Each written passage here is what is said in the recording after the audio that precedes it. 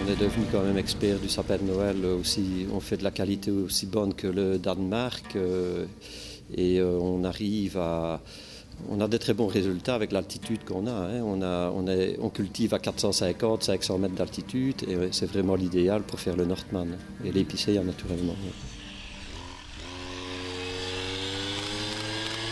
Au départ, on coupait principalement de l'épicéa et avec une essence et c'était des camions en vrac. Maintenant, tout a changé. Il y a plusieurs essences, le Nordman, le Frasérie, l'épicéa. Et le conditionnement, il faut un étiquetage à code-barre pour les magasins, pour les fleuristes. Il faut tailler les pieds des sapins pour les mettre soit dans une bûche ou dans un pied fraîcheur. Et puis après vient la palettisation. Alors pour les mettre en palette, il faut les mettre en filet.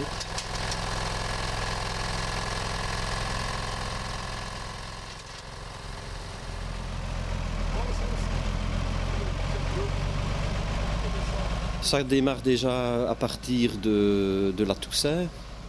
C'est les premiers sapins qui partent pour les décorations, les grandes surfaces, les villes, les grands sujets qu'on met sur les villes et tout ça. Mais c'est surtout la décoration au départ. Et puis après vient le sapin fleuriste. Tous les 25 cm, c'est une couleur différente. Et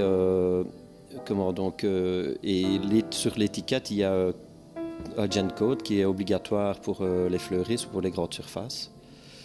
Et puis alors, il y a une deuxième étiquette qui peut se fixer aussi, c'est l'étiquette, le code du client.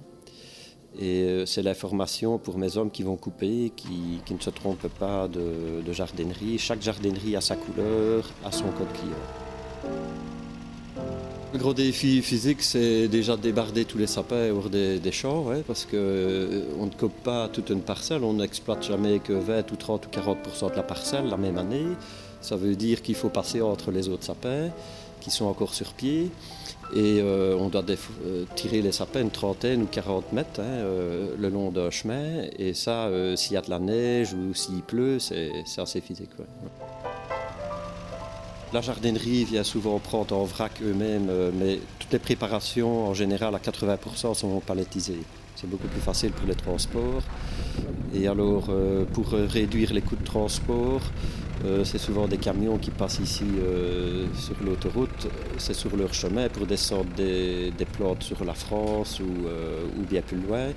Ils complètent leur camion avec nos sapins. Alors, point de vue rentabilité, c'est mieux de faire ça.